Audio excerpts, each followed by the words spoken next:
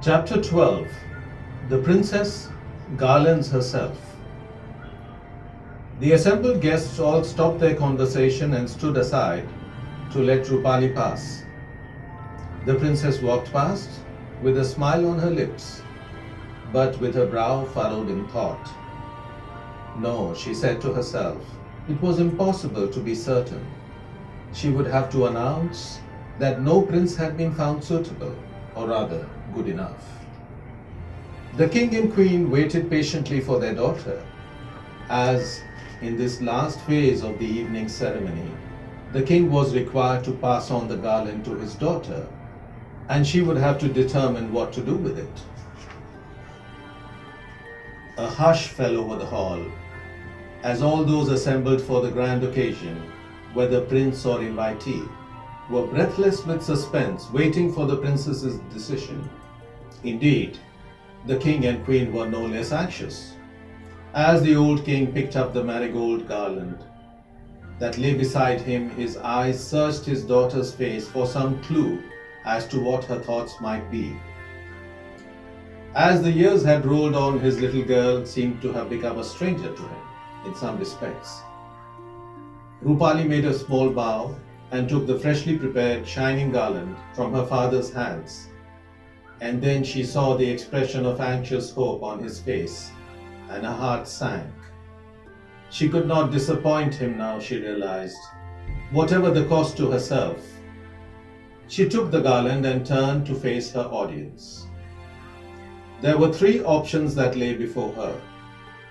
The first was to turn around to face the king and return the garland to him. This meant that she had decided that none of the princes was found worthy enough to be a partner. She almost turned, but remembering the expression on her beloved father's face, she didn't. The second option was to walk straight ahead and put the garland around the neck of the prince whom she deemed worthy to be her future husband. Indeed, several of the princes were waiting nervously, hoping she would come to them. But they all waited in vain because Roopali elected to exercise the third option. She took the garland and placed it around her own neck. This meant that she would select one of the princes gathered together to be her future husband, but that the announcement of who she would choose would be made the following morning at a separate function after she had been able to sleep on her decision. A cheer went up at the gathering, and soon everyone was clapping and hugging each other. The king and queen were receiving congratulations from all their assembled relatives. The princess would marry after all. She would decide. They only had to wait until the following evening to know which prince had captured her interest and her heart. Chapter 13. A Painting with a Flaw. The king stood up from his throne. Everyone fell quiet, for it appeared that he was going to make an announcement. On this grand occasion of this swayamvara, he said, a tear glinting in the royal eye, I want to unveil a portrait of the queen and myself, painted by our daughter Princess Roopali 2 years ago, when she turned 18. And everyone saw that there was a canvas placed behind the king's throne covered with a piece of golden cloth. This was now brought forward, and with a flourish, the king himself removed the cloth to show a complimentary, though accurate depiction of the king and queen sharing a quiet, happy moment together. It will be framed and mounted tomorrow, said the king, after the final ceremony is over, and it will mark the arrival of a new royal couple in our kingdom. Once he had said this, he immediately sat down again. The unveiling of this grand painting brought forth a second bout of clapping from the gathering. All were amazed, except Roopali herself, because she suddenly realized that the painting, though one of her better ones, was in one respect flawed. It captured the likeness of the king and queen very well, and even the expressions were fairly typical, but it showed the king wearing his double-band gold ring, worn down the generations for at least 500 years, on the wrong hand, It should have been on the right, Roopali thought angrily, for the princess was self-critical as an artist and also a bit of a perfectionist. And I've gone and put it on the left hand. It doesn't matter, she told herself. I will correct the mistake tomorrow before the ceremony begins and the picture is mounted. Chapter 14. The king and queen question the princess. The gathering slowly dispersed, with guests talking excitedly about whom the princess would choose to marry, for her preferences were not at all clear to most of the guests. At least 7 of the princes who had been invited to the ceremony left completely convinced that they had hit it off with the princess and that they would have the garland around their neck within 24 hours' time. Gradually, the news spread across the kingdom and the general public was all excited. Many people didn't sleep that night.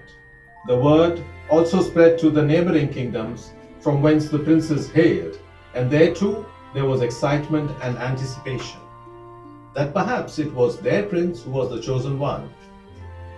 After the guests departed, the king and queen were left alone with Roopali, and they eagerly asked her who it was to be.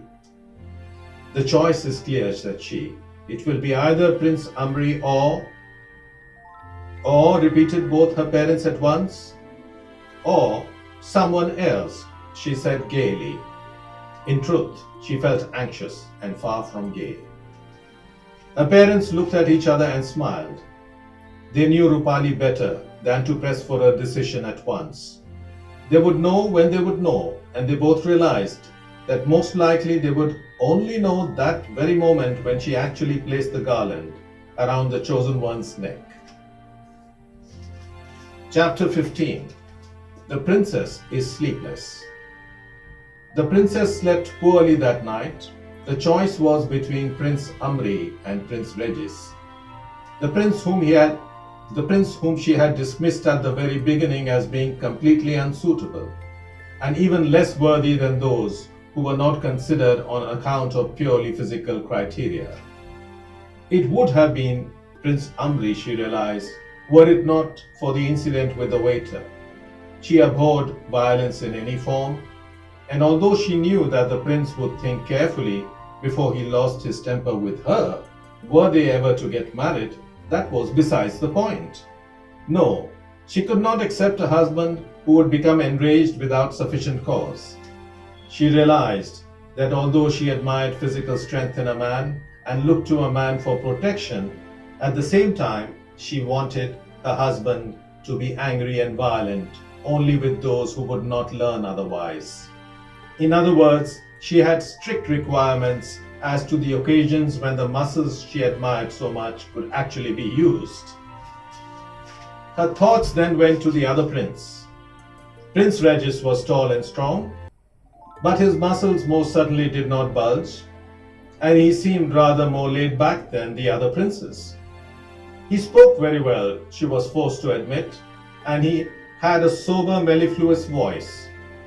And his sudden departure, when he turned away from her, whom he must have been most anxious to meet, purely on account of his concern for an old lady, an unknown guest who had fallen down, endeared him to her.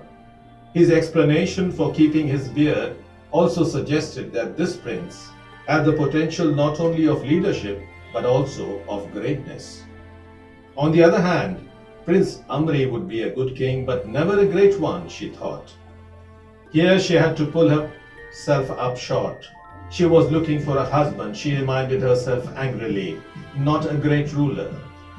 Well, there was still time for her to make up her mind, but she must have her beauty sleep if tomorrow she was to look anything at all like a beautiful, happy princess who had met the prince of her dreams. With this thought, she fell into a fitful sleep, in which she had the most surprising and terrible dreams full of demons and snakes. Chapter 16. A difficult decision. She woke up late the next day with her mind no clearer than it had been the previous day. In order to relax it, she spent the afternoon painting a winter sunset. As she painted, she reflected on the choices before her. On the one hand, she felt powerfully attracted to Prince Amri, and even from their brief encounter, she realized that the prince was also attracted to her. He possessed good communication skills that she valued, and he was handsome with a good physique, and she felt confident that he would be able to protect her should she ever feel the need for protection. On the other hand, she felt most uncomfortable with the display of anger she had witnessed and judged it to be completely disproportionate to the event itself, the accidental spilling of a beverage onto his prized tunic. Her thoughts turned to Prince Regis.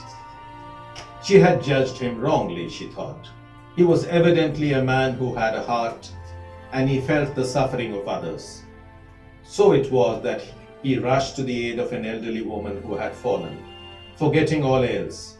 Also, he had statesman-like vision. But he had one thing that she didn't like, and that was his beard. It was true that she disliked beards on account of the villainy exhibited by the bearded gangsters, but she had also felt uncomfortable with beards ever since she was a child. She had never really liked beards, and she was not sure she could accept a man as her future partner if he had a beard. She wondered how the prince would look if he were shaven and had more of his face exposed. She knew she could and would not ask him if he would agree to shave off his beard for her sake, as he had grown his beard for a reason. It would seem stupid of her to insist on its removal, knowing fully well the significance the beard held for him. He seemed to have the qualities she sought in a husband, even though he was perhaps more laid back and less dynamic than Prince Amri. Should she choose Prince Amri then and somehow manage to accept that he had moments of misplaced fury, which he did rapidly recover from, she consoled herself. Yes, she would choose Amri.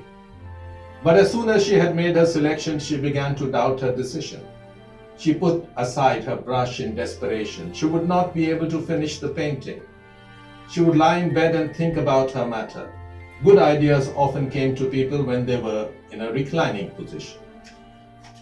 She spent the afternoon in bed sipping jasmine tea and looking out of the window at the white fluffy clouds waiting for inspiration, but was still tormented by indecision.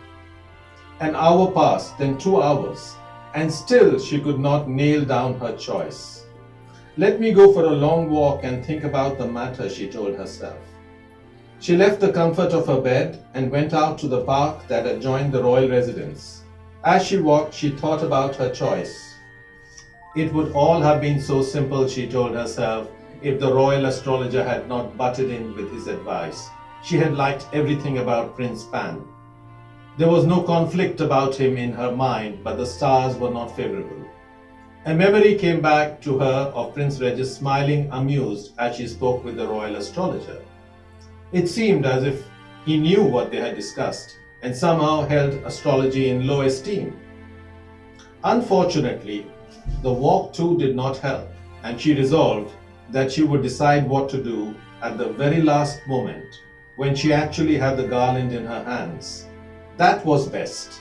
She was sick and tired of thinking about it. My God, she thought, she must look a fright with all this thinking. She had a bath and changed into a turquoise blue chiffon sari for the evening ceremony.